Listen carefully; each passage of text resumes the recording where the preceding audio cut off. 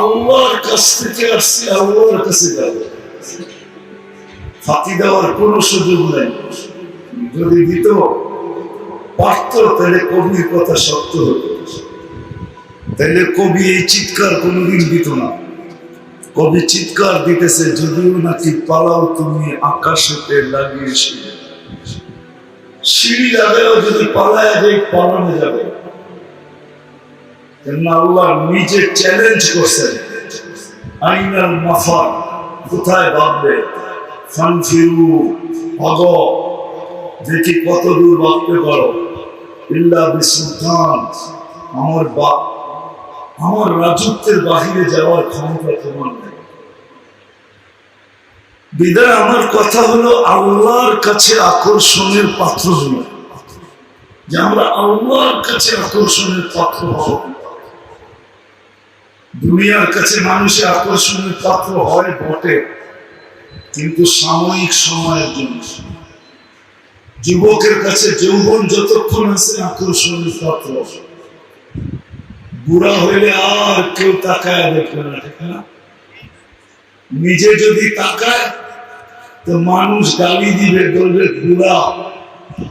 বুড়া তো হইলা কিন্তু গাছ বাওয়া ছাড়লা না, ঠিক না? আরে বোঝো তোমরা, যুবকরা মনে হয় বোঝে না, ঠিক না? বুড়া তো হইলি কিন্তু গাছ বাওয়া ছাড়লি না, এখন মানুষের দিকে তাকাস, ঠিক না? তোর ভিতরে আসেই কি তুই তাকায় দেখো, ঠিক না? যদিও বুড়া বলে শরীরটা বুড়া হলো বটে, কিন্তু মনটা তো বুড়া হয়নি, ঠিক না? হ্যাঁ, যুবকের কাছে যৌবন যতক্ষণ আছে ততক্ষণ আকর্ষণের পাত্র, রূপসীর কাছে রূপ যতক্ষণ আছে আকর্ষণের পাত্র। রূপ যাইতে দেরি, ঠিক না? বোঝো, বোঝো কি? কেউ তাকায় দেখবে না, ঠিক না? যতদিন রূপ ছিল অতদিন সবাই তাকাইছে, ঠিক না? যায় রে, ঠিক না? কি কও? যুবকরা তো এটাই বলতো, যায় রে, ঠিক না? আর যৌবন দুটো রূপ শেষ, কাহিনী শেষ।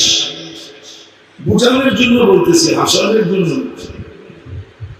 দুনিয়ায় মানুষ আকর্ষণের পাত্র হয় সাময়িক সময়ের জন্য, যতক্ষণ তার কাছে আছে আকর্ষণের পাত্র। মাল আছে তো আকর্ষণের পাত্র, মাল নাই তো আকর্ষণ শেষ। পদ আছে তো আকর্ষণের পাত্র, পদ নাই আর আকর্ষণের পাত্র নাই। যেই ব্যক্তি সবাইকে ফাইল নিয়ে ঘুরাইতো, পদে যতদিন ছিল ততদিন ফাইল নিয়ে গেলে কি করতো? কি এখন রিটায়ার্ড হইতে দেরি, উনি ফাইল নিয়ে ঘুরতে দেরি করে না, ঠিক না? সত্য তো। এখন উনি টেবিলে টেবিলে ঘুরে আর সবাই দেখা মুস্কি মুস্কি আসে। বহুত মানুষে ঘুরাইছে, এখন ঘুরা দেখো কেমন লাগে, ঠিক না? তো দুনিয়ায় আকর্ষণের পাত্র মানুষ সাময়িক সময়ের জন্য। কবি এই জন্যই বলে, মিলে খাক মে আহলে শাহ कैसे कैसे, मिले खाक में अहले शाह कैसे कैसे, जमीन खा गई नौजवान कैसे कैसे।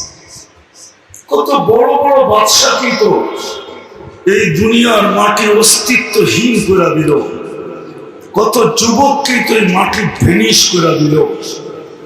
মৌত নে না ছোড়া কিসরা না দারা, মৌত তো আজ পর্যন্ত কাউকে ছাড়ে নাই।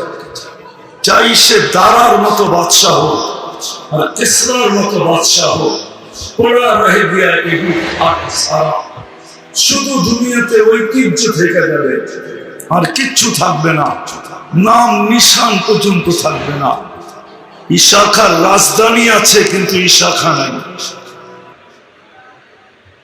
হ্যাঁ, ইশাখার রাজধানী আছে, ইশাখা নাই। রাজা বীর বিক্রমের ঐতিহ্য আছে কিন্তু রাজা বীর বিক্রম ছিলেন। রাজা বীর বিক্রম মুন্সিগঞ্জের বিক্রমপুর বলে এই জন্য রাজা বীর বিক্রমের কারণে। উনি মুন্সিগঞ্জের রাজা ছিলেন। নাম আছে কিন্তু রাজা নাই।